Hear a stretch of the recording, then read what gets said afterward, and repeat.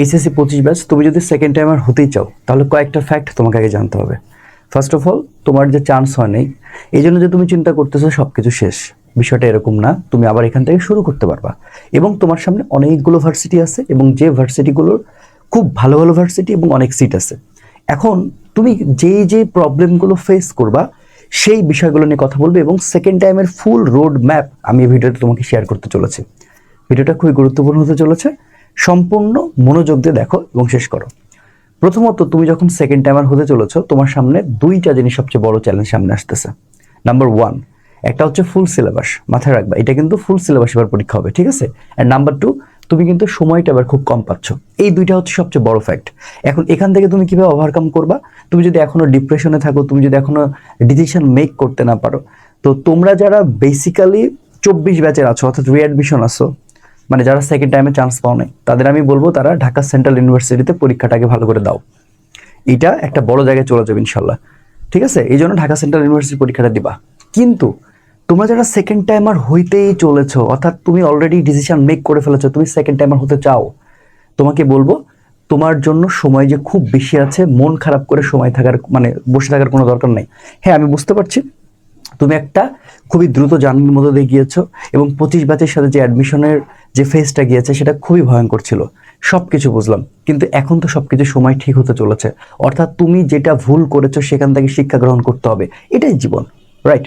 মানে তুমি যদি এখন ওইখান থেকে না বের হয়ে আসতে পারো, তুমি যদি এখনো ডিসিশন মেক করতে না পারো, তাহলে তুমি কিন্তু আরো পিছিয়ে যাবা, ঠিক আছে। তো এবার আসো আমি একটু ভালো করে মানে ক্লিয়ার করে বলি যে আসলে কোথায় কি প্রবলেম হচ্ছে। দেখো, তোমার এখানে ফুল সিলেবাস ভালো করে বুঝবা যে এই যে ফুল সিলেবাসটা কিন্তু খুবই কঠিন। কেন কঠিন হবে? কারণ তুমি কিন্তু ওই জিনিসগুলো একবারে টোটালি পড়ে আসো নাই, স্কিপ করে আসছো। তার মানে তোমাকে এখন এমন কিছু টিচার সিলেক্ট করতে হবে যে টিচারের ক্লাসগুলো করলে তুমি একেবারে ফুল ধারণা পায় যাবা যে ফুল সিলেবাসের যে ক্লাসগুলো আছে সেটা যেন খুব ভালো মতন করতে পারো, ঠিক আছে। এখন আসো, এবারের এইচএসসি 26 পরীক্ষা অনুষ্ঠিত হতে চলেছে কিন্তু কখন বলো তো? অনুষ্ঠিত হতে চলেছে হচ্ছে তোমার 7 জুন। তাহলে এখন যদি 7 জুন যদি আমাদের এখানে হয় পরীক্ষা, তাহলে আমরা সময় পাচ্ছি, আমরা ধরলাম এই মাসটা মোটামুটি আমরা খুব ভালো করে করতে পারবো না, তাহলে পরের মাস থেকে আমরা শুরু করলাম। ওকে, তাহলে এটা কোন মাস? এটা হচ্ছে এপ্রিল মাস, তাই তো? আচ্ছা, তাহলে মে জুন, আমরা যদি মে থেকে শুরু করি, আমরা যদি মে থেকেও শুরু করি, ভালো করে বোঝো, আমাদের মে থেকে যদি শুরু করি তাহলে আমরা সময় কত কম পাচ্ছি দেখো। অর্থাৎ আমি মেতে যদি শুরু করি তাহলে জুনে কিন্তু অলরেডি পরীক্ষা শুরু হয়ে যাচ্ছে এইচএসসি 26 ব্যাচের। তার মানে মে জুন জুলাই আমাকে এই 3টা মাসের মধ্যে উচিত হবে পড়াগুলো শেষ করা, ভালো করে বুঝো। অর্থাৎ আমি যে রোড ম্যাপটা তোমাকে বোঝাতে চাচ্ছি, মে জুন জুলাই এই 3টা জায়গায় তোমাকে 3টা মাসে সম্পূর্ণ কমপ্লিট করতে হবে। যদি তুমি একবার কমপ্লিট করে ফেলতে পারো তাহলে তুমি আগে যাও। তুমি যে সেকেন্ড টাইম দিচ্ছ, তোমার অ্যাডভান্টেজটা কোথায়? তোমার অ্যাডভান্টেজ এখানেই, তোমার অ্যাডভান্টেজ কিন্তু এখানেই যে তুমি আসলেই সামনের দিকে যাচ্ছ।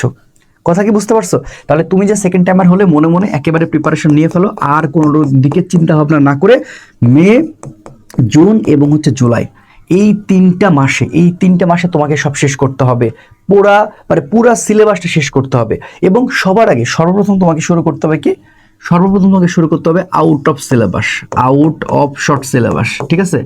অর্থাৎ আউট অফ শর্ট সিলেবাসে প্রত্যেকটা, তাহলে এখানে দেখো তোমার জন্য সবার আগে চ্যালেঞ্জ হচ্ছে এগুলো শেষ করা।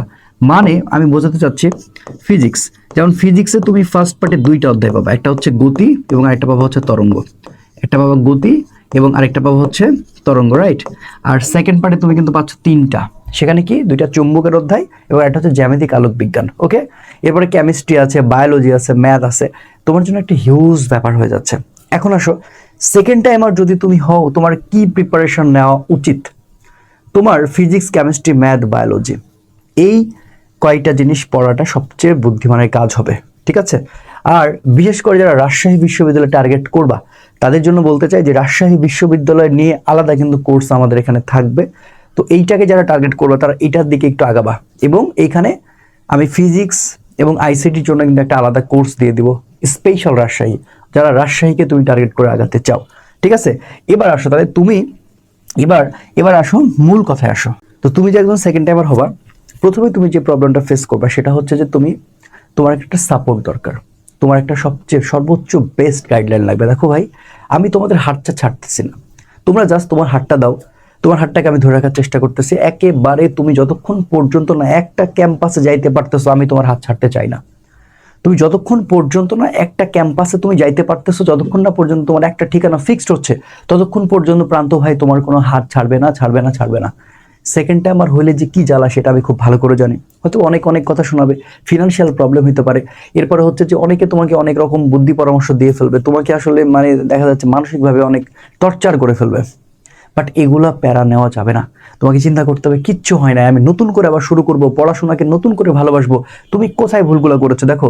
একটা জিনিস তুমি মাথায় রাখো, যে তুমি যতবার পরীক্ষা দিতে গিয়েছো তোমার সবচেয়ে বেশি প্রবলেমটা হচ্ছে কি, তুমি নেগেটিভ সবচেয়ে বেশি দাগিয়েছো। দেখো এটা সবচেয়ে বড় প্রবলেম। তার মানে তোমাকে সেকেন্ড টাইমে পরীক্ষা দেওয়ার সময় সবচেয়ে বেশি গুরুত্ব দিতে হবে এক্সামে, সবচেয়ে বেশি গুরুত্ব দিতে হবে এক্সামে। এবং এক্সামেরও একটা ব্যবস্থা আছে, এক্সামের একটা ব্যবস্থা আছে। অর্থাৎ তুমি প্রথম দিন ভালো করে বোঝো, তুমি প্রথম দিন যে এক্সামটাতে তুমি প্রবেশ করবা, যে আমি প্রথম দিন একটা এক্সামটা দিব, এই এক্সামে তোমার নিয়মটা হবে তুমি আগে যেভাবে দিচ্ছে এভাবে দিবা না। অর্থাৎ তুমি অনলাইনে দাও, তুমি অফলাইন দাও, তোমার টার্গেট থাকবে এরকম যে আজকের এক্সামে ধরো ফিজিক্সে আমি তোমাকে 25টা কোশ্চেন দিয়েছি। কয়টা কোশ্চেন দিয়েছে? 25টা কোশ্চেন দিয়েছে। ভালো করে বোঝো, এই 25টা কোশ্চেনের মধ্যে তুমি 25টা কোশ্চেন যে সলভ করতে পারবে না, এটা আগে তোমাকে মেনে নিতে হবে। এবং এবারে প্রত্যেকটা ভার্সিটিতে পরীক্ষা দেখতে যে দেখছো যে ম্যাক্সিমাম কিন্তু হচ্ছে কি, যে কোনো সময় খুব ভালো কোশ্চেন যে হয়েছে তা না। তার মানে আমাকে প্র্যাকটিস করতে হবে 15 থেকে 16টা কোশ্চেন, সবসময় আমাকে ভালো করে পারতে হবে। তার মানে আমি তোমাকে বলছি, যখন তুমি 25 মার্কের পরীক্ষা দিচ্ছ, তুমি আজকে টার্গেট করো আমি 12টাই কারেক্ট করবো, আমি 12টাই কারেক্ট করবো। এইভাবে 12টা কারেক্ট করার প্রত্যয়ে, 12টা কারেক্ট করার পরীক্ষার প্রত্যয়ে তোমাকে আগাইতে হবে মোটামুটি মোটামুটি হচ্ছে যে মানে 6 থেকে 7টা পরীক্ষা। এখন আমি যে পরীক্ষাটা নিব, সেখানে আমার স্টুডেন্টকে এভাবে মার্ক করে দেওয়া থাকবে যে এইটা যদি 25 মার্কের এক্সাম হয়, ভালো করে বুঝো, এটা যদি 25 মার্ক এক্সাম হয়, 25 মার্ক এক্সাম হয়, ভালো করে বুঝবা। আমার যখন লাইভ লঞ্চিং কোর্সটা হবে, মানে কোর্স যখন আমি লাইভ মানে লঞ্চিং করব, অবশ্যই দেখবা, কারণ আমি সব সিস্টেমগুলো ওখানে বুঝিয়ে দিব। এখন দেখো, এই যে যখন 25 মার্কের এক্সাম হবে, আমি তোমাকে বলবো ভাই তুমি কিন্তু 25 মার্কের জন্য আজকে পরীক্ষা দিচ্ছ না, তোমাকে টানা 7 দিন, 12ই পাওয়া লাগবে। টানা 7 দিন মানে 7টা পরীক্ষা হোক আর 8টা পরীক্ষা হোক, তোমাকে 12 পাওয়া লাগবে, তোমাকে 12ই পাওয়া লাগবে। এটা তোমার প্র্যাকটিস। প্র্যাকটিসটা কি, তোমাকে আমি কিছু কোশ্চেন দিচ্ছি, তোমাকে আমি লোভে ফেলতে যাচ্ছি, কিন্তু তুমি লোভে পড়তেছো না, তুমি 12টা করে আগে আসছো। আমার কথা কি বুঝতে পারছো? দেন সেকেন্ড পরীক্ষায় আমি তোমাকে, তারপরে 7টা পরীক্ষায় আমি তোমাকে দিয়ে দেবো যে তোমাকে 15 করে পাইতে হবে, 15 করে পাইতে হবে। তুমি 15 করে বারবার চলে যাওয়া বেস্ট গাইডলাইন এবং সবচেয়ে সাপোর্টটা পারে হচ্ছে তোমাকে জীবনটা চেঞ্জ করে দিতে। ভাই আমরা আমাদের জায়গা থেকে সর্বোচ্চ চেষ্টা করব। দেখো আমি 25-26 সেশনে মানে একেবারে প্রথম থেকে শেষ পর্যন্ত ছিলাম। এবার এই নতুন যে তোমাদের যে সেশনটা আসবে, এখানেও আমি প্রথম থেকে শেষ পর্যন্ত পুরোটাই থাকবো। শুধু তুমি আমার হাতটা ধরো, আমি তোমাকে একটা ক্যাম্পাসে না তুলে দেওয়া পর্যন্ত আমি থামবো না ইনশাল্লাহ। প্রত্যেকটা আধুনিকায়ন করা হয়েছে, ওয়েবসাইট আধুনিকায়ন করা হয়েছে, এবং হচ্ছে যে তোমার পরীক্ষার সিস্টেম সব কিছু অন্যরকম করে করা হচ্ছে তোমাদের জন্য বেস্ট, এবং টিচার প্যানেলগুলো সেভাবে রেডি করা হচ্ছে।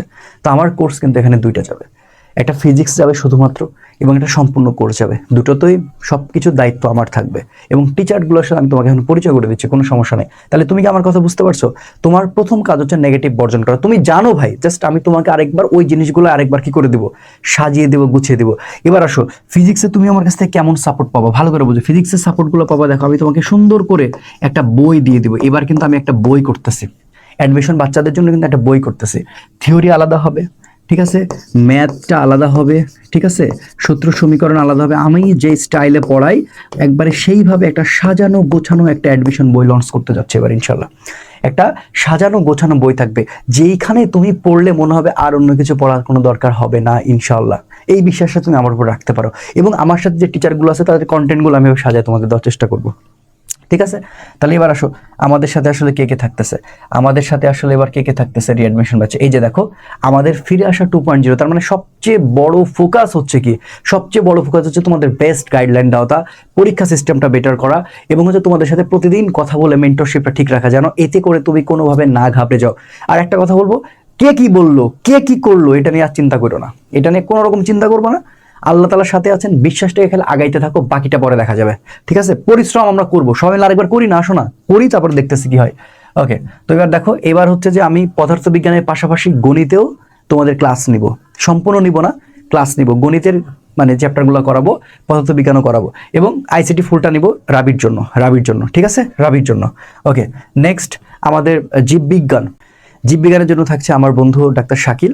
সে যশোরের অফলাইনের অনেক জনপ্রিয় এবং হচ্ছে সেখানে তার একটা ভালো নামডাক রয়েছে, তোমরা ভালো করে জানবা, এবং পরিচালক বায়োলজি লাভার্স।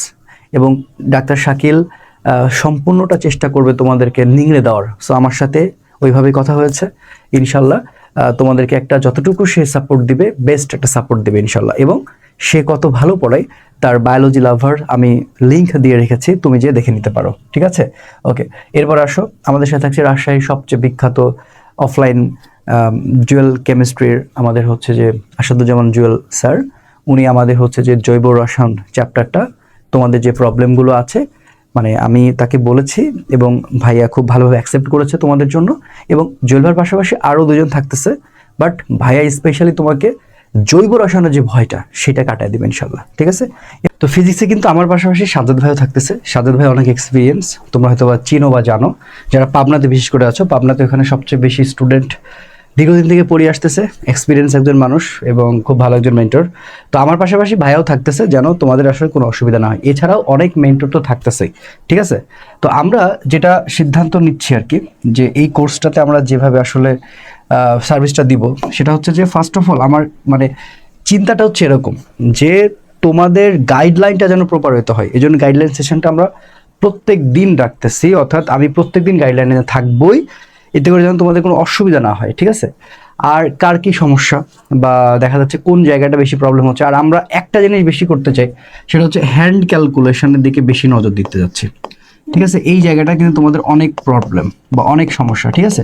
তো হ্যান্ড ক্যালকুলেশনে আমরা সবচেয়ে বেশি নজরদারি করতেছি, বেশি নজরদারি। তো এই জায়গাটা আমি একটু ক্লিয়ার করলাম, হ্যাঁ, বেশি নজরদারি করব আমরা, কারণ এই জায়গাটার উপর অনেক কিছু ডিপেন্ড করতেছে। তাহলে হ্যান্ড ক্যালকুলেশনে বেশি নজরদারি করব। আর তোমাদের যে কোনো সমস্যা, আমি বলতে চাই যে টাকা পয়সা রিলেটেড কোনো প্রবলেম যদি তোমার মনে হয়, মানে এরকম হবে না যে আমি কাউকে ভর্তি নিব না, মানে তোমরা আমাকে জানাবা, আমার ফোন নাম্বার দেওয়া থাকবে, 24 ঘন্টা তোমাদের জন্য খোলা। যে কোনো সমস্যা আমাকে জাস্ট শেয়ার করবা, আমি চেষ্টা করব ইনশাল্লাহ আমার জায়গা থেকে তোমাকে সম্পূর্ণ একটা সাপোর্ট বা এফোর্ট দেওয়ার, ঠিক আছে। সম্পূর্ণ একটা সাপোর্ট দেওয়ার একটা পুরোপুরি চেষ্টা করব। শুধু একটা কথা বলবো যে এই যুদ্ধটা তুমি শুরু করেছিলা, তুমি আমাদের হাত ধরবা, মানে চিন্তা করতে হবে যে তোমার দায়িত্বটা নিয়ে আমি মানে আগাইতে চাই। এবং একটা না একটা ক্যাম্পাসে তুমি যতক্ষণ না প্রবেশ করতেছো, আমি হাত ছাড়তে চাই না। এটাই হচ্ছে আমার সর্বোচ্চ মানে চেষ্টা, এফোর্ট সব কিছু থাকবে, এবং আমি সর্বোচ্চটা দিয়ে চেষ্টা করব, ঠিক আছে। এবং তোমরা টিচার প্যানেল দেখলা, তো আমরা খুব দ্রুত আর কি কোর্স লঞ্চ করব। তো ওইখানে সব কিছু আমরা তোমার হচ্ছে যে ক্লিয়ার করবো। তবে এবার তোমাদের ভালোবাসার অনুপ্রেরণায় আমি নিজের একটা বই বের করতে চলেছি, ফিজিক্স, যেখানে আসলে সম্পূর্ণ টেকনিক, হ্যান্ড ক্যালকুলেশন, এভরিথিং মানে আলাদা করে থাকবে। এবং এখানে যেন তোমার একটা সুন্দর মানে সাজানো গোছানো একটা বই আমি তোমাদেরকে উপহার দিতে চলেছি ইনশাল্লাহ, যদি আল্লাহ সহায় থাকে। খুব সুন্দর একটা বই তোমরা পেতে যাচ্ছ। বাকিটা আল্লাহ ভরসা, দেখা যাক কি হয় আর কি। তো ঠিক আছে, কেউ টেনশন করবা না, আমরা আছি, ছিলাম, থাকবো। ফিরে আসার 2.0-তে তোমরা প্রি বুকিং করতে পারো। সো প্রি বুকিং করার জন্য একটু ওই যে গুগল ফর্মে তুমি জাস্ট পূরণ করে রাখো। তার যারা প্রি বুকিং করতেছো তারা কিন্তু আসলে 15% ডিসকাউন্ট পেয়ে যাবা, ঠিক আছে। অর্থাৎ যারা প্রি বুকিং করতেছো, যে ছাড় থাকতেছে সেই ছাড় থেকে আরও 15% ছাড় পেয়ে যাবা। তো দেরি না করে তোমরা প্রি বুকিং করতে থাকো, বাকিটা দেখা হবে বিজয়ের মঞ্চে। ভালো থেকো, সুস্থ থেকো, কেউ হাল ছাড়বো না, এই মানসিকতা নিয়ে তৈরি থেকো। আসসালামু আলাইকুম রহমতুল্লাহ।